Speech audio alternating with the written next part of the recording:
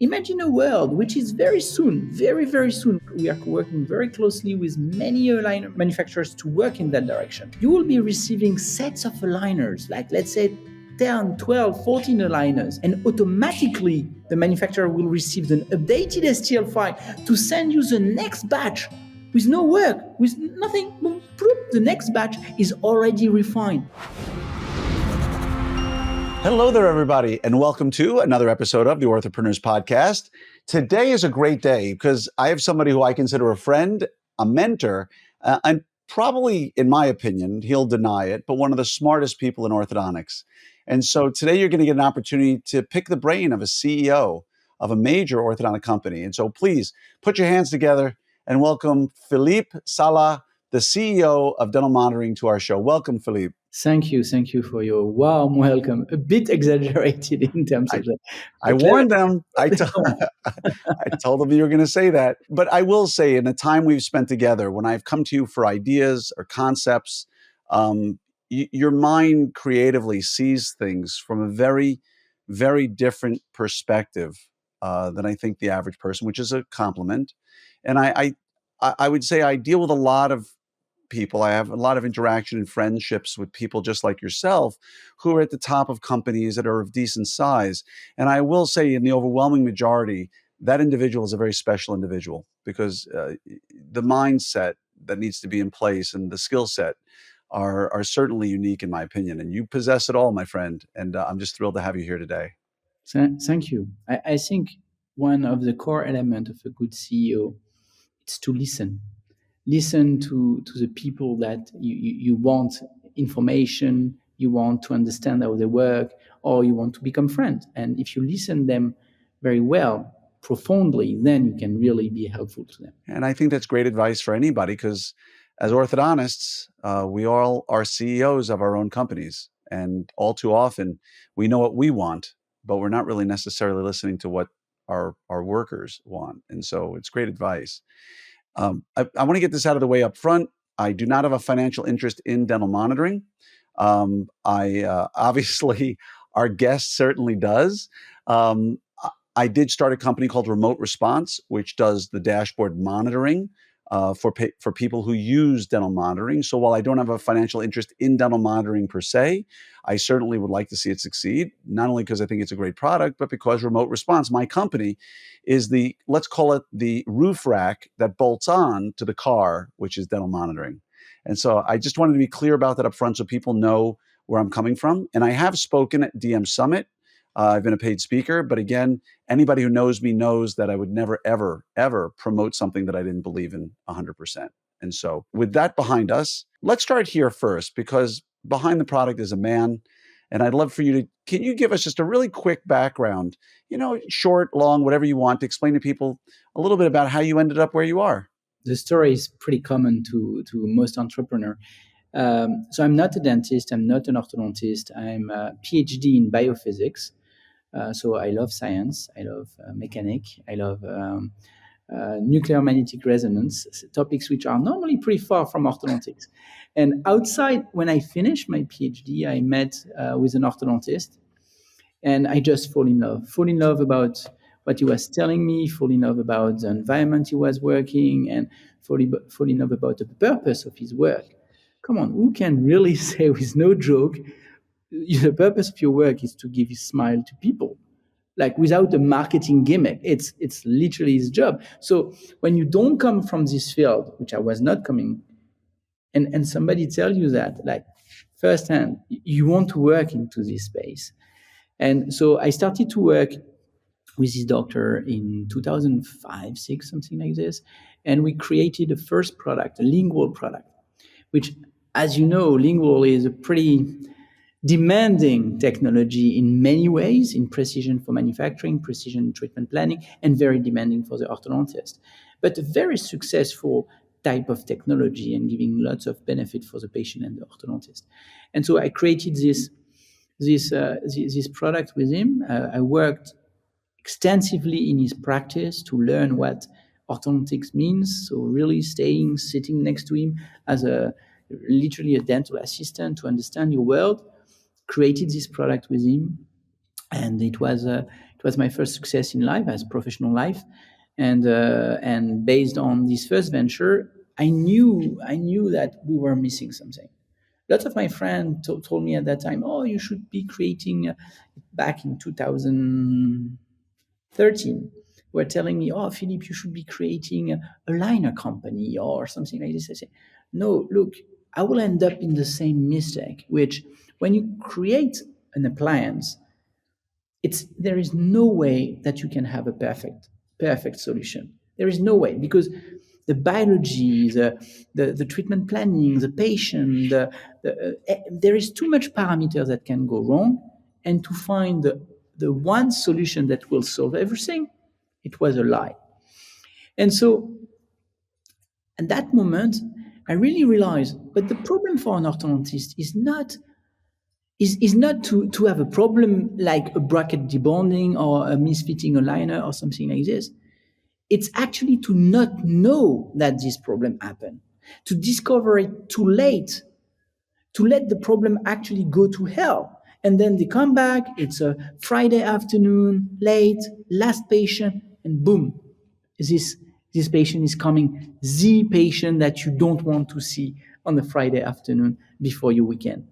Right. And if you can intercept this patient, if you can put your mindset in something which is different, which is, can we constantly have a tiny look, not invasive look on our patients to know, is it a good time? Should I focus my attention to this patient now and not later? And this is a reorganization of the clinic, because the mindset require a reorganization of the clinic. But it's just beautiful. It's just beautiful because the impact on the clinic is drastic. If you really embrace DM and the remote aspect of it, it gives you really the ability to just focus on patient that needs, and to spend far less time on patients that are just going fine. I think you make some valid points because I love my peers. I love my fellow orthodontists, but I think the tide is changing a little bit in terms of philosophy, of mindset, because I think until probably I feel, as somebody who moderates a large group of orthodontists, I feel until probably 2 years ago, maybe it was after COVID for sure. I still feel like orthodontists felt like they were important, that patients want to spend time seeing them, that, I need to see my patients every 6 or 8 weeks or 10 weeks or even 12 weeks for aligners because my patients want to come in. They want to see me. They want to come and make an appointment with me. It matters. And, I think that's completely untrue. And I think most orthodontists today have sort of embraced that concept that, it's not necessarily true, because if you think about it as a human being, not as an orthodontist, if I could go to the doctor from home and get the same outcome, if not better, without having to get in my car and drive there, why would I want to go? I like my doctor. She's very lovely and I love spending time with her, but I'm not going unless I have to.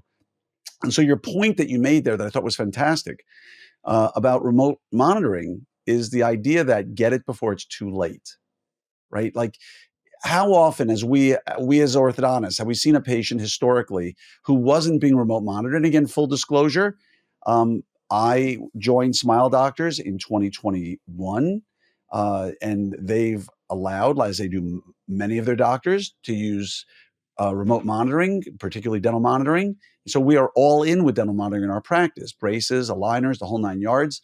And again, for us, before we did that, it was interesting that, um, we've all experienced this. A patient comes in at the end of their set or at 12 weeks and, 8 attachments fell off early, or they weren't wearing their tray, or they decided they're really just going to wear it at nighttime only, but they'll double the time. They'll wear it for 2 weeks instead of 1, and they come in at 12 weeks. And as you said it perfectly, it's already too late. Right now, they've been paying along for, say, a 2-year treatment plan. They're going to be in treatment for 2.5 or 3 years. My efficiency has gone out the window. And if only I could have learned it on week 1, that, wait a minute, they're not wearing it the way they should. It's not fitting well. to go into trade two. Time out. Let's slow this down. Let's go backwards here, and let's fix this, because maybe, just maybe, you're not even a candidate for aligners because you're on week number 2 and you're not wearing it. So sorry for the long diatribe here, but when you said maybe too late, I never thought of it that way, but it's 100% true. Solve your efficiency issues, because we'll get into more of the finances of all this later. But that alone right there, if you catch those patients before it's too late, it changes everything from And top to bottom. and I will even precise. Initially, I never thought about DM there to save appointments. It was never a goal. It's a consequence. The consequence is, and actually, because the orthodontic industry is a working well industry, initially our plan was, you need to see the patient as much as they need. Some patients are bad. Things are not functioning well because of them, because of whatever. Sometimes it's bad. It's not working. This patient, because you capture the problem early, maybe you will see them more. But the beauty and the chance, it's more or less a chance we had because we could not anticipate that. But the chance that we discovered that lots of patients actually works very well. So maybe you should not see them as often. And what happened, the balance between the bad patient that create more appointments and the good patient that free up good number of time, the balance was extremely positive on free up chair time, free up some staff time and doctor time. But it was not the aim. The aim was a bad kid, which is not complying, not wearing the elastic, breaking everything constantly. Maybe invest more time on him because at least you want to finish him and to get rid of him out of your practice as fast as you can, because it is a disaster. But to do that, you need to allocate the right amount of time. But to be able to allocate the right amount of time, you don't have time as much as you want. So you need to free up time. And that is, you free up time on the patient that are the good ones. So Yeah. if you summarize, what are we? To make it very simple, we are a triage service. We are a triage service between the good and the bad, and we tell you, focus on the bad and spend less time on the good. And the outcome, it's much better treatment quality because you fix the problem, and much better profitability. The way you say it, it's just like I said at the introduction, you see things from a different perspective, because what you're describing is the Pareto principle. It's what we've all been taught, the 80-20 rule, that 80% of your work comes from 20% of your patients, right? And again, if I go to clinic tomorrow and treat 100 patients in the day, just for simple math, probably 80% of my patients, 80 of my 100 patients will probably be easy. Oh, let's scan this, let's do this, just change wires, something simple. Probably 20% of the patients are a little bit different and a little bit, either problematic, or they're not wearing elastics, or they're not brushing properly, or what have you. And it's true. Having remote monitoring will allow you the opportunity to spend less time on the good patients and more time on the ones that require more attention. It really is a great way of looking at it. And, it's a great segue into a couple of things. I want to go in two different directions. One is monitoring plus and one is insights. And I don't know which one I want to go to first because both are vital, but let's start with monitoring plus. How's that?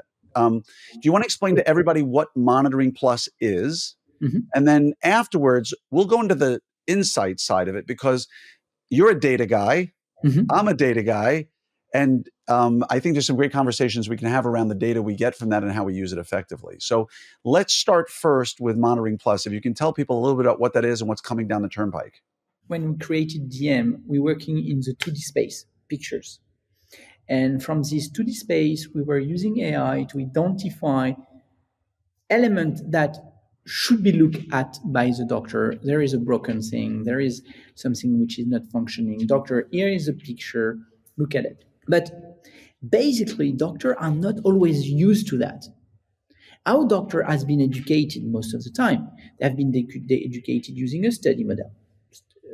We look at the study model, we look at it, we can evaluate very quickly the patient, we look at the radiograph, and we can diagnose, look at the patient mouse, and we're all good. Now imagine a world where at every single visit, actually every single time the patient is taking a scan, you have available at your disposal this study model, digital, of course, study model, that is replaying the entireness of the treatment since start, that you can compare, you can measure, you can overlay. But it's not a study model of a projection of something that might happen. It's not a study model of a setup. It's a study model of the actual position of the patient. Imagine the easiness to evaluate a case. The patient is sitting on your chair. You quickly look at the study model. Boom, I'm going to get this. You look at the morphing since the beginning. Yes, we see the occlusion. For the first time, you will see dynamic occlusion change. That's crazy. We never see that before. And by the way, they don't need to be sitting in your chair. Yeah, but even on the chair, the beauty of that is even on the chair, when you want to evaluate the patient, you look at that. And when you want to explain to the patient, oh, we are doing that, or I distalize the molar, or you see we still have an open space. It's far more easy to look at this digital model than looking at a mirror. And that makes the process so easy, so instinct and immediate to go to the next level. Of course, if you can do it on the chair, you clearly understand that now doing a virtual consult on the top of it, it's made super easy.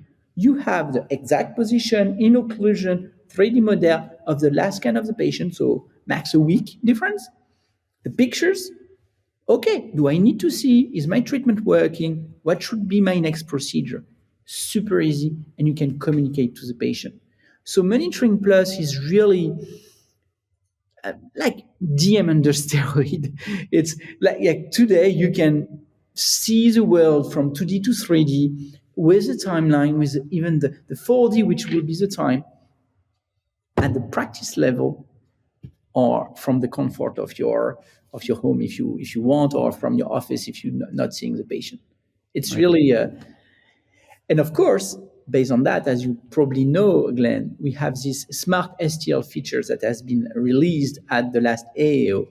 which is this beautiful feature that now we can have, which is downloading an STL file ready for production, FDA approved, that click, and now I have an STL file to do new aligners, retainers, or some other appliances that would need an STL file. And can I pause? Philippe, can I just pause you there for 1 second? Because it came through so quickly and it's so matter of fact at this point. I want to revisit that for just a second so people can hear what we're talking about. In case you missed what Philippe is saying, what's been approved, this is FDA approved, it's been rolled out already, and I've already asked about it publicly on Orthopreneurs. What he's saying is you can use a patient's at home DM scan to get an STL file to make new appliances, meaning they don't necessarily need to come into your office to be scanned for a new set of aligners, for a retainer, probably mouth guard, sports guard, whatever you want to make. You've got an STL file that you can now utilize and save that appointment and save the patient the appointment. I just wanted to jump in and I know people heard you, Philippe, but I have asked an Orthopreneurs about this and said, I'm skeptical. How has it worked for you? Of And course, people. I would be skeptical myself. I this would is a be game changer. It's Yeah, a of course it is. monster. It, it is redesigning the world of orthodontics, because today having this ability to have this STL file remotely, even the concept of providing the treatment is different. Imagine a world which is very soon, very very soon. We are working very closely with many aligner manufacturers to work in that direction. You will be receiving sets of aligners, like let's say 10, 12, 14 aligners, and automatically the manufacturer will receive an updated STL file to send you the next batch with no work, with nothing. Boom, bloop, the next batch is already refined. It means that even the concept of refinement, no, it's I program 50 aligners and I'm receiving 3 batch and they're always fitting because it's rebooting by itself. Right. That's beauty. I need to, again, Philippe, I'm sorry. This concept is so incredible. I just need to take a few seconds and recap this for everybody. If Yes. I understand you properly, and we've never talked about this. This No, I've never heard before now. So my awe is genuine to everybody out there. If I understand you properly, what you're saying is, I programmed 50 aligners for this patient's case. They're scanning, and I'm not giving them all of them up front. I'm giving a certain number of aligners up front, and the computer is figuring out from the updated STL files, from the constant scans being done weekly, let's say, at someone's home, that, okay, great. This is where we are at 3 or 4. Now there's a little bit of a modification we're going to make from the original plan. So, like swimming to a buoy in a lake or a river where there's a current, you might be swimming straight for that buoy and getting thrown a little bit off course. So every now and then, your STL file allows you to pick your head up, redirect, and head right back to that buoy. exactly. So the whole goal ideally is, if I hear you right, and again, this is just me pontificating, your goal here is a one set finish. Alors, for Alors, me, I got French people. yeah, I got French. but it's the goal. It's when we say finishing a liner, it's finishing a liner, Right. not mid-course correction. Finishing a liner for me should be you achieve your setup, you get your setup, and oh no, I'm still not happy about the tipping of this central incisor. I just want to little tip here, or the patient is not happy, or something like this. This finishing, this touch up that we do at the end. But the refinement, this mid-course correction should be dynamic.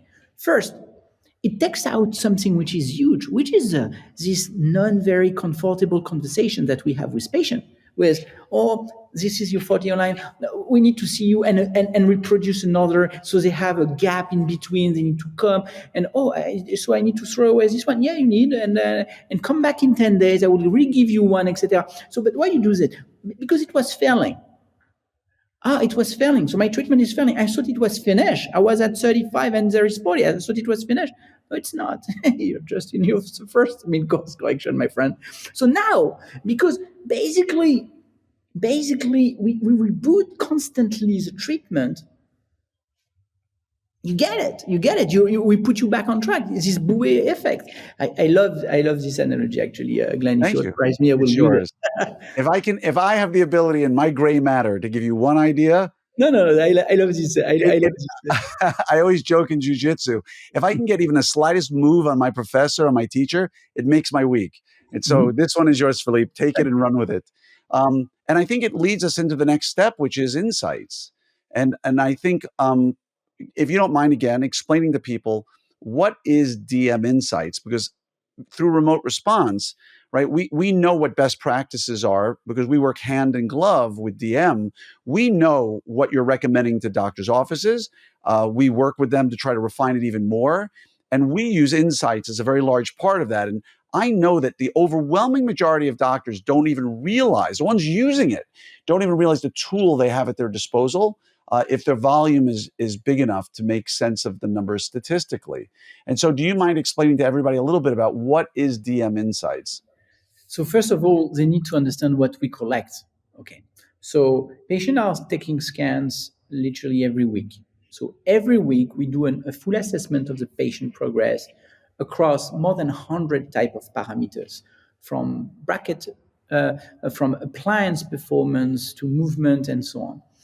And so when you've got all this data collected every single week, what can you do with it if you want to give back to the doctor some value to make him progress as a practice? You give him a tool that he can dig into it. Pretty easy tool is that he can dig into it and with actionable, where he will be able to evaluate constantly himself. There is no communication outside. It's really him for himself. Okay, where do I position myself against the country, against the world? I give you a very, very easy example. Every doctor on the planet are complaining about hygiene. Okay, every orthodontist I know would say to you, one of my worst problem is patient coming with hygiene problem, not caring enough about their cleaning. if tomorrow you look at Insight and you see that your hygiene problem is, let's say, 17% of your patients have hygiene problem, and you see on the benchmark that the country is at 22, actually you're a star.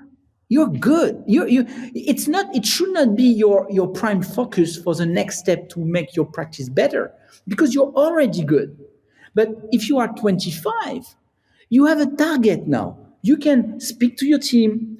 Hey, we are not the best of the best on this parameter. We could go better. We could be better, because you know it's possible. Because the problem today, an orthodontist never know if he can be better. He never know.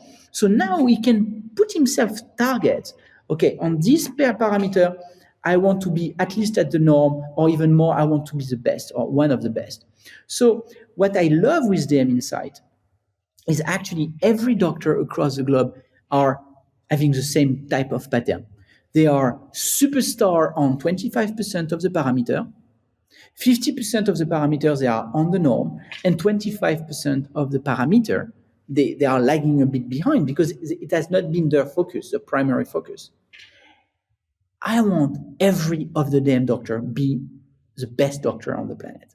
So we want them to focus on this parameter. If it's your bracket debonding rate, if you onset of liner rate, if it's your gingival recession rate, or whatsoever, whatever you want to look at the parameter, if you know that you can get better, now you know that you can work on it.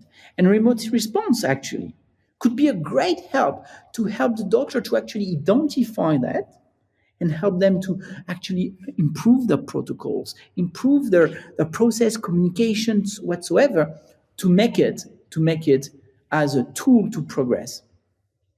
What is new now on Insight is this. So we released this product a bit more than a year ago, nearly 2 years ago. Great success. In all our big doctors, it's a great success. But one reproach was always, yeah, okay, I know the stats, but what are the actionable? What can I actually do to identify the patient, literally the list of patients, and what can I do with this list of patients? So lately, we have really released a new version, which is really, really great, where for every of your problems, we will indicate the list of patients corresponding to this problem. The hygiene problem, these are 4 cohorts of patients, the good one, the medium one, the poor one, and the super poor one. And you will toggle one button, all these patients which are super poor, you will have ability to directly communicate with them through messages that you send just to this cohort and to improve the performance of this particular patient. On braces, for example, you are failing on braces, but actually not all your patients are failing with braces. You want to identify just the patients that are failing and to know, what did I do with them? Who bond the bracket on them? Or did I switch to another brand lately and I see some problem? Now you know the patient, you know, and you can act on that. So this is a great improvement we did in the product. It's available now on the platform. Great. Do you mind explaining just some of the things that we might see on DM Insights, right? If I have DM Insights, I'm looking, obviously, part of DM Insights is looking at things like reaction time, response time, right? So I again, as somebody who's run remote response, I see the dirty laundry, if you will. I encourage every orthodontist who's using DM to go look right now if they have insights and it's inexpensive enough for people who want to get it if they're not doing high volume. There's no excuse why anybody isn't necessarily using DM Insights, but if you go look at your average response time, you might need a vomit bag with you, because when we take on a lot of offices, they don't realize that the team may not be responding as quickly as they would like. And it's a great opportunity to help clean things up. And of course, remote response is there to help. But that's the admin side, which is really the only place I get involved in right now with remote response, is looking at all the messages and things that come back and forth. But clinically speaking, what are some of the things we're able to look at using DM Insights? I'll give you an example. If you look at your braces debonding pattern, so you will see, let's say you've got 6% of bracket debonding. So if you see that the world is at 3, it means that you can divide by 2 your percentage of bracket debonding and save tons of money and time just on this half half of the patients that are debonding and they should not if you are just back on the norm. We will identify when they are debonding. So if we identify that it's at the beginning, it's a procedure issue. If very often you will see that they will be debonding around 3-4 weeks, this is a behavior issue. The patient don't suffer anymore, they feel good, they forget the rules, and then they start to eat again normally, and then boom, they break. And so we help to communicate at the patient level at that particular moment to make sure that they don't forget the rules. And then we will see a little spike. And all these spikes are actually when you change the wire. And so because you have a spike, if you are debonding too much, it generally means that you are changing the wire too early. It means Right. that you are injecting too much force at that moment within the system, because if they debond like 16 weeks or 12 weeks after, and you put a wire that it's strong enough to debond the bracket, maybe there is too much force. So it will indicate you maybe I can shift a little bit my changing wire time, just saving time, and to really reduce my debond rate. So you see, you will be able now to navigate through your treatment plan and navigate through your treatment performance and knowing where to act. And the opportunity here, as you said, orthodontists are scientists by nature. That's what we did. To come through programs like we did, we had to learn literature. So you have this data in front of you, folks, where you have the opportunity to see what's going on, make corrections, and then review the data again, like a chef tasting soup, right? They taste it, not enough salt, put more salt in, taste it again. It's not a one-time look at data and then, okay, great, we're fixed. You can run your practice off of a data-driven decisions so that you're no longer guessing, oh, am I doing too soon or too late? And it leads me to the third big pillar I wanted to talk about today, because we talked about Monitoring Plus, we talked about DM Insights. I want to talk about digital technology adoption in general. And it's something I know you're a fan of, because I've said it over and over and over again. And sometimes I just feel like I'm screaming into the wind because people don't listen. And I love you, my peers. I love you all, but start listening if you will. Whenever you bring any technology into your office, or don't bring technology into your office, one of the most common comments I hear from people is, I'm not going to bring that in because I'm not talking just DM. I'm talking about, I heard it originally with iTeros. You hear about it with OrthoFi. You hear it with all these different technological innovations that potentially can help one's practice. They say, well, I don't want it because it costs too much money. I say, great. If you want to save the money, don't buy it. But you're also giving up the benefit of getting it. And people hopefully understand it. Sometimes I think they do, and sometimes I don't think they do. I don't think they really understand what they're giving up in many instances.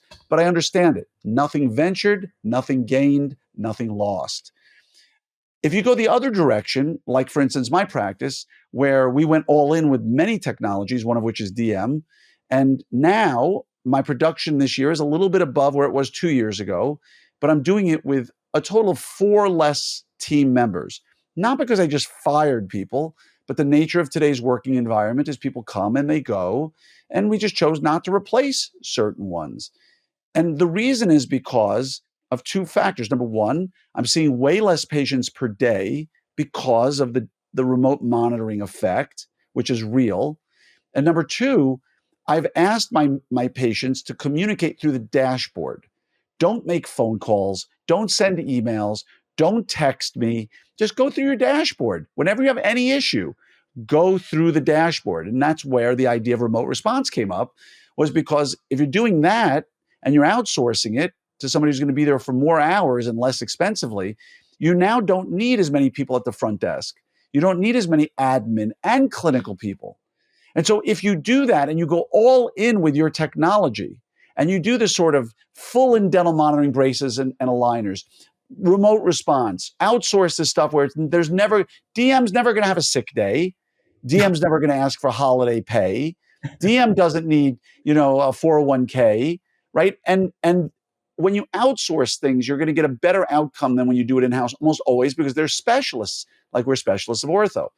And so if you go all in like we've done, you get the benefit of scale on the other end, because the amount of money we've saved in salary and all secondary benefits certainly outweighs what we're spending on DM or what Smile Doctor is spending on DM and remote response.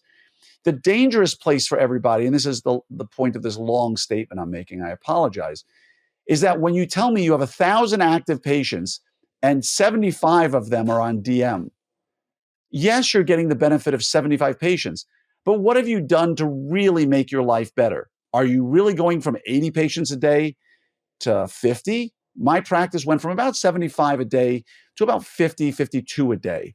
Are you really going to see that change? Probably not. Are you going to make personnel changes because of it? Probably not. You find yourself stuck in the middle where you've got a technology you love that's wonderful, but you haven't taken the steps to really make it profitable and, more importantly, reduce your stress levels on a day-to-day basis. And that applies to all technology, in my opinion, including DM. And now I'm going to shut up, Philippe, and let you answer and talk and tell me what your thoughts are on that. I don't think DM is a product anymore. I think with all the tech and all the technology we have put into this, I don't think we can even speak. It's a way of life. It's a change. It's a clinical change. It's a quality change. Clinical because you know better, because you understand better what's happening in your clinic. It's a quality change because now you react on time, much better on time, so your treatment are just better. And it's an economical change because when the average number of visits, when you truly empower and you accept to do the change with DM dropped, significantly dropped, it's an economical change. So what I say, but this is not just DM. I think this is, as you very well say, this is how the technology have really influenced the past 25 years of orthodontics. If you look at the volume of patient, the revenue, and the quality of treatment 50 years ago, an enormous doctor was doing 200 patients, like a huge one was making 200 patients. When I started to be, and this is not a long time ago, it's 2206, orthodontics, a huge doctor, like a monster superstar, blah blah blah, was having 1,000 patients. That now pretty common. How did you do that, guys? How did you do that? Just because you work more? Actually, not. Because you have embraced system that makes the quality systematic and the performance. And oh, you have a bad day. Never mind. System are helping you to keep track. And now you can focus on what you are good at: treatment planning and quality. Treatment planning and quality. It's everything that can help you to allocate your time to do treatment planning and quality. You should go into it. This will help you to scale your brain, scale your business, providing better quality for your patient. That's my deep heart conviction.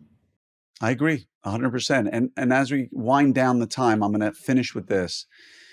For everybody out there listening about technology in general, right? You can take one of two different approaches. The one approach is, I want to reduce my overhead, so I'm not going to spend the money on it. The other option is, I'm going to spend the money on whatever technology or outsourcing it might be, and it's going to cost me money, but I'm going to make it back later on, or I'm going to get back the most, valuable commodity, which is time, right? Which you'll never get back. And as my friend Chris Trockle said famously in one of our Orthopreneurs RD meetings, money comes and goes, but time only goes, which is like one of the greatest sayings. I actually have it on a sand timer behind me to remind me of this. And so all of us listening are going to have more than enough money when we retire. We're all going to do great. Orthodontists don't typically live in welfare housing apartments. We're going to do great. Be smart with your choices. But remember a couple of things. You're going to have more than enough money when you retire. You're going to wish you had more time. You're always going to wish you had more time. And the opportunity to make that time is by things like dental monitoring and other outsourcing. And remember that outsourcing, yes, it costs you more money up front. And dental monitoring is outsourcing. It's outsourcing your time of having to monitor patients by putting it in their hands and allowing them the opportunity to play a role in their process. But here's the thing, folks. Right now, the economy is not by any measure significantly robust. The economy is, at least in the United States, people aren't sure where it's going to go. We talk about the election, but nobody would say right now we're in a massively booming economy and you're having trouble finding people to work your office. When this economy turns around and gets stronger, ask yourself the question, is this going to cause more or less people to apply to your office to come in for the job you're offering? And will it cost you more or less to hire them if they are applying? I'm willing to wager, and many economists are willing to wager, they're not going to be applying to your office. They're going to be applying to digital economy. They're going to be doing things like Ubers and all the other things that have limited our work source right now. So when things get stronger, it's going to be even harder for you to find, keep, and employ and pay team members. Start thinking now about your playbook for what is hopefully, if you listen to Chris Benson's podcast with me a little while back, we've had 2 down years for ortho or flat years for ortho. This is our 3rd year right now in 2024. The odds are that 2025 is going to see a significant increase in the economy and in ortho. Set up yourself for success now by looking into the technologies that are going to help you tremendously. If you already have the technology, leverage them, use them more. Because when that time comes, when your team member leaves and you cannot find a replacement, how are you going to handle it? It's too late at that point to just suddenly turn a switch. Use the systems you've already developed and just scale them and make them better. And sorry, Philippe, for stealing your thunder, but this conversation we're having, you and me, is the perfect opportunity to explain to people that the problems they have now with staffing are not going to get easier. They're going to get worse.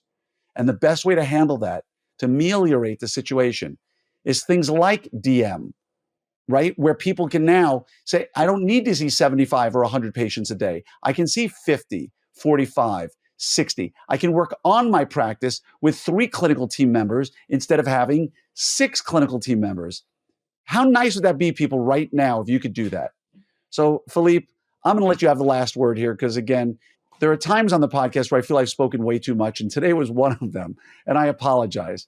But I know that my message is one that you agree with. Oh, Glenn. First of all, really thank you for your invitation. I'm French, and to be interviewed by one of the leading orthodontists in US, it's always an honor. You're saying that the US economy is going down. Look, if there is something that you are always good at, it's to rebound. And you rebound faster, stronger than any other economy. And so I'm very, very optimistic about the US economy. I'm extremely optimistic. I've seen it multiple times. You are phenomenal in terms of how you react and you adapt. So to finish on the conversation we had today, I hope we inspire you not just to use a product, absolutely not, but really to embrace the concept of providing better care, really truly better care by better control, working just less. And that really very rare to be able to say that. Yeah. Don't think about it as money, people. Think about it as time. And think about the value of the time you're going to gain back. And for me, the ability to come to the practice on a day-to-day basis, have more time with my patients if I want it, have more time working on my patients and on my practice if I want it, and even more importantly, spending the time the way I want to in and out of the office because I have more free time. And so, Philippe, first of all, thank you for your vision running the company. I know there's amazing people who are working alongside of you, who I know many of them, who are really, really silent warriors behind the scenes, making sure that the Yeah. user experience, that your vision of the user experience is what actually gets implemented on the other end. And thank you for being here today. I really appreciate it. Thank you, Glenn. Thank you to the audience. Thank you. See you soon. See you soon.